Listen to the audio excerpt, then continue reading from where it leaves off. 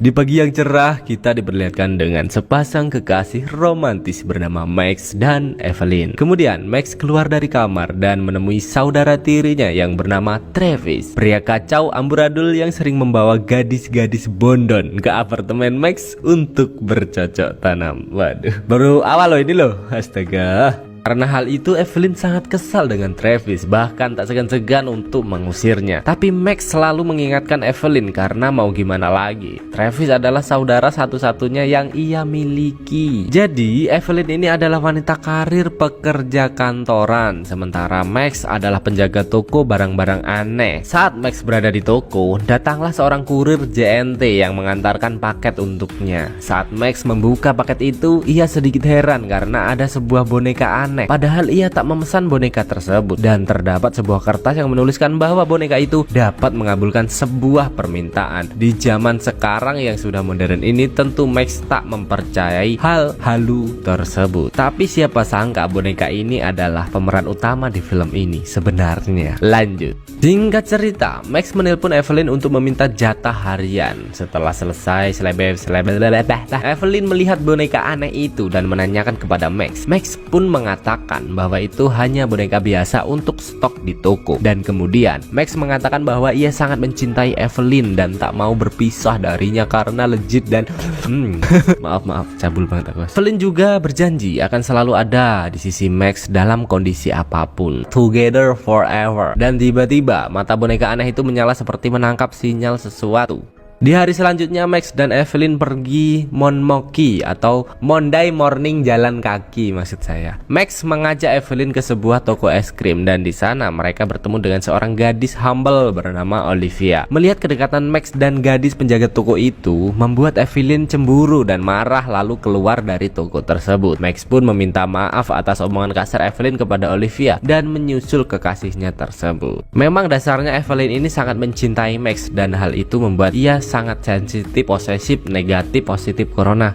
Sampainya di rumah, Evelyn meminta maaf kepada Max atas sikapnya tadi. Max pun memaklumi hal itu karena ia tahu Evelyn sangat amat mencintainya. Singkat cerita, saat Max sedang berada di toko, tiba-tiba Evelyn menelponnya dan menyuruh Max untuk pulang. Max yang sudah seminggu tak ganti oli pun dengan semangat mengebor skuternya, dan sesampainya di rumah ternyata Evelyn memberikan sebuah kejutan, yaitu rumah mereka telah dicat ulang dengan kualitas terbaik, bahan organik, anti lecet, anti debu, anti bocor, batu baterai ABC. Tapi tentu saja di sini Max yang dalam dirinya adalah pria ugal-ugalan, ia tak menyukai hal tersebut. Bukannya memuji, di sini Max malah bingung mencari poster kesayangannya dan mengatakan bahwa rumah ini akan kujual untuk poster itu. Yang tentu saja Evelyn sebagai wanita yang lembut merasa usahanya tak dihargai. Evelyn pun sangat amat kecewa dan marah-marah kepada Max, yang membuat Max sedikit bimbang atas hubungan mereka. Dengan semua perlakuan Evelyn kepadanya, Max pun pergi ke rumah Travis untuk meminta saran. Di satu sisi ia mencintai Evelyn, namun di sisi lain Max sangat terrisih dengan sikap posesif Evelyn dan sikap mengatur Evelyn. Travis pun menyarankan untuk memutuskan Evelyn daripada Max tambah tersiksa dan nantinya kurus karena capek hati menghadapi Evelyn. Dan karena Travis tahu juga si Evelyn itu orangnya emosian, ia menyarankan Max untuk memutuskannya di tengah keramaian supaya dia malu dan gak marah-marah gitu. Jadi Evelyn pasti akan berpikir 1000 kali jika mau marah-marah di tempat umum. Yoi, merasa itu tak masuk akal, Max pun menyetujui saran saudara tirinya tersebut tanpa menyadari hal buruk akan terjadi. Singkat cerita, Max yang telah berada di taman menghubungi Evelyn untuk datang dengan alasan akan memberinya sebuah kejutan yang benar-benar mengejutkan. Evelyn pun dengan cepat dan riang gembira menuju lokasi Max. Namun saat ia keluar dari mobil dan berlari menghampiri Max dengan bahagia, tiba-tiba ada bus sekolah menabraknya hingga meninggoy. Someone call 911. Just stay. An ambulance is on its way. Go. Let's be together, okay?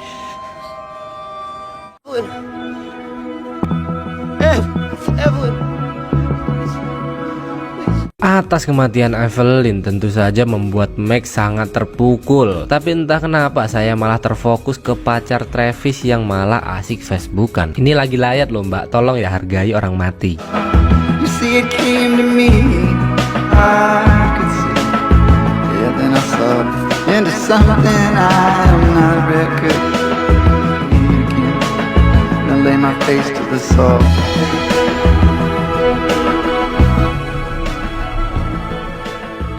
Hingga saat Max jalan-jalan, tiba-tiba Olivia penjaga es krim yang diam-diam tertarik kepada Max datang menyapanya. Max pun menceritakan kasus kematian kekasihnya dan Olivia nampak ikut prihatin dengan hal itu. Di sisi lain, entah mungkin karena si Olivia terpapar virus CPD versi Red Velvet, ia tiba-tiba berubah menjadi zombie dan keluar dari liang kuburnya.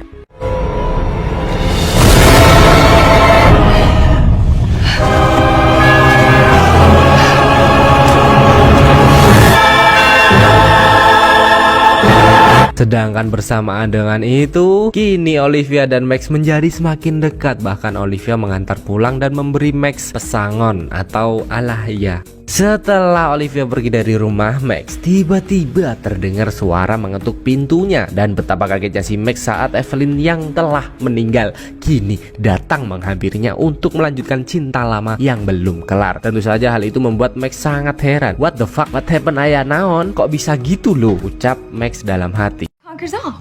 That doesn't make any sense. Yes, it does. We have to seize the Oh no, opportunity. that's really never do that. Good. Being rich. Oh, I'm so horny. Take a shower first. I mean, you were dead for a long time. Be quick. Take your time. Bahkan ada satu momen yang membuat bulu kuduk Max sangat berdiri tegang saat Evelyn terjatuh, lehernya patah. Ia tak merasakan sakit sedikit pun, bahkan mampu kembali lagi seperti semula. Wadaw, ini keren. Freaking hurt. You won't die. We said we'd always be together. Seketika Max pun teringat dengan boneka setan Jin Sontoloyo yang berada di tokonya itu. Benar-benar nyata, tidak bohong. Dan tiba-tiba Yes. There's gonna be.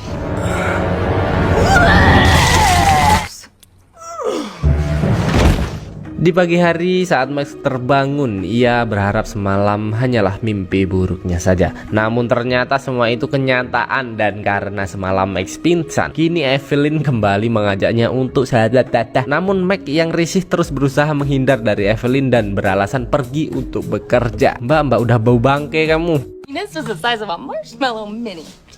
But you're the Do you think we should have breakfast first? Maybe just. best diet ever. Oh, would you look at? Please, Evelyn, you just rose from the dead. You just in season things get real crazy, so don't wait up. Sesampainya di toko, si Max langsung mencari patung jin setan yang mempersulit hidupnya. Namun saat Max berusaha mengambil patung itu, ia tak sengaja menjatuhkannya. Lalu Max pun mencari buku tips and trick untuk menyingkirkan mayat hidup Evelyn. Max pun mencatatnya dan membuat ramuan-ramuan itu di rumah. Dan saat Evelyn datang, Max langsung menyemprotkan ramuan itu ke muka wanita menyeramkan tersebut. Dan apa yang terjadi? Matanya bisa muter.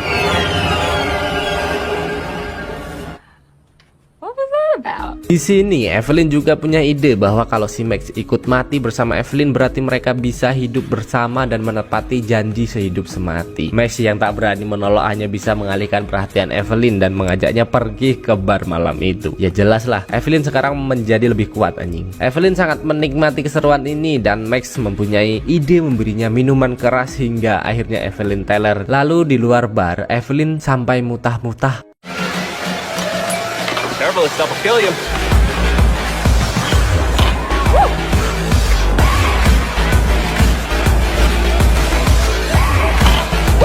There's the lady.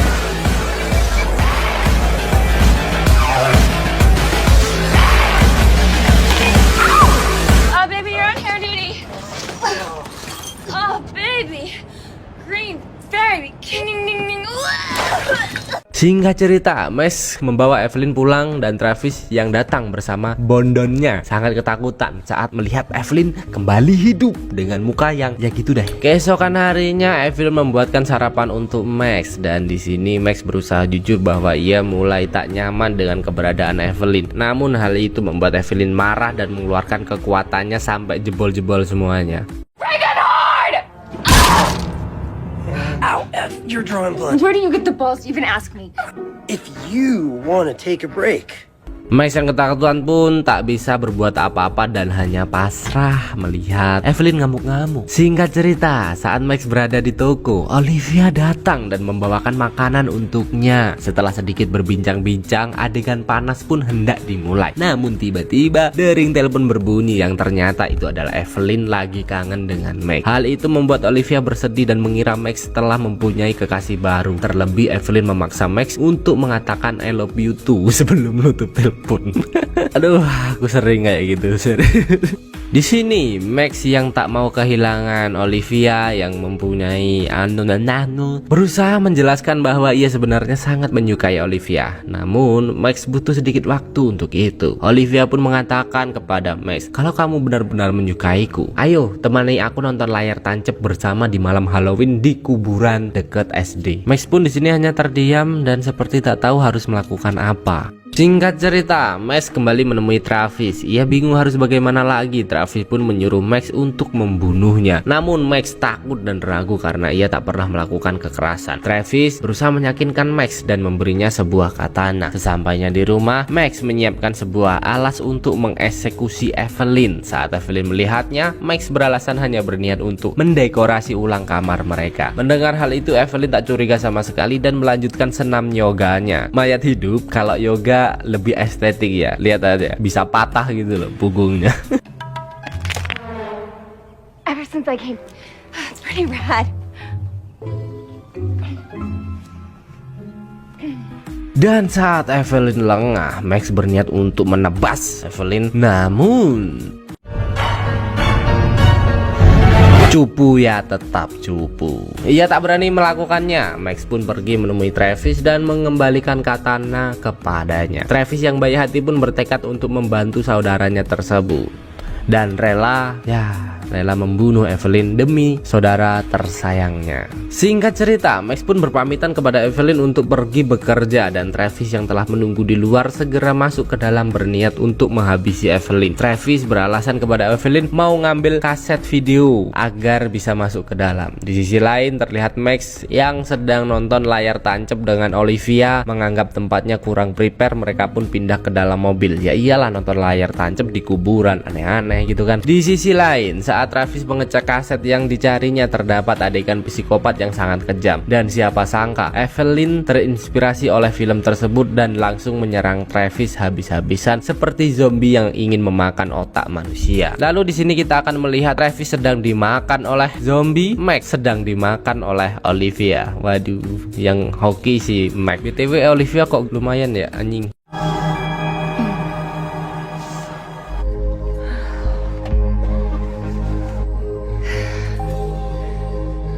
Di pagi hari yang cerah, Max terbangun dan teringat dengan Travis yang berada di rumahnya. Max pun segera pulang dan ia disambut ramah Evelyn dengan muka yang sudah lumayan menyeramkan. Namun betapa kagetnya Max saat melihat saudara tirinya sudah terbungkus dengan plastik dan berlumuran saus tomat. Dan gini, Evelyn juga mengajak Max untuk mati bersamanya. Come on sayang, ini tidak akan sakit, cuman kayak digigit semut kok. Bijimu mbak, mati ini mbak, bukan sunat ya. Max yang berusaha tetap tenang. Ia berusaha mengulur waktu dengan menyuruh Evelyn menyiapkan air panas agar mereka mandi bersama lalu mati bersama seperti itu. Dan kesempatan itu digunakan oleh Max dengan baik. Setelah mengunci pintu kamar mandi, Max segera pergi menemui ladusing setempat lalu melaporkan atas pembunuhan yang Evelyn lakukan. Sementara itu Evelyn yang memanggil Max namun tak ada jawaban. Ia pun kesal dan sekali dorong pintu itu langsung jebol. Dan yang lebih parahnya lagi, Evelyn melihat sebuah WA mesra marah dari Olivia yang tentu saja itu membuatnya sangat amat marah. Terima kasih ya sayang atas kegagahanmu tadi malam, seperti itu chat dari Olivia. Ya ilah, kenapa harus dibaca dong? Evelyn pun tentu saja dengan emosi pergi ke toko dan akan membunuh Olivia. Berita menyebar begitu cepat. Max yang telah berada di pos Ladusing mendengar bahwa seseorang telah membuat kekacauan di toko Mbak Olivia. Seketika Max berpikir bahwa ini kelakuan Evelyn dan ia pun segera pergi untuk menyelamatkan pelangi barunya tersebut. Benar saja, saat Max datang ia melihat Olivia sudah dalam posisi terikat di sandra Evelyn. Max di sini berusaha menenangkan Evelyn dan menyuruhnya untuk melepaskan Olivia. Max juga berusaha jujur mengatakan kepada Evelyn bahwa ia sudah tak bahagia lagi dengannya. Tentu saja hal itu membuat Evelyn sangat marah dan berusaha untuk menghabisi mereka. Olivia dan Max yang tak mau mati konyol pun berusaha melakukan perlawanan. Namun seperti yang kita tahu, gadis pembuat es krim dan si Max pecinta rebahan ini bukan tandingan zombie Evelyn orang GG sepanjang masa. Motor bangsat, kedengaran nggak? Are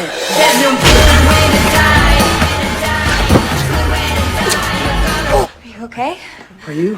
Yeah. Yeah.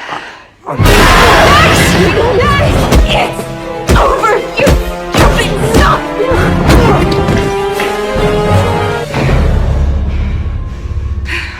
Kill you.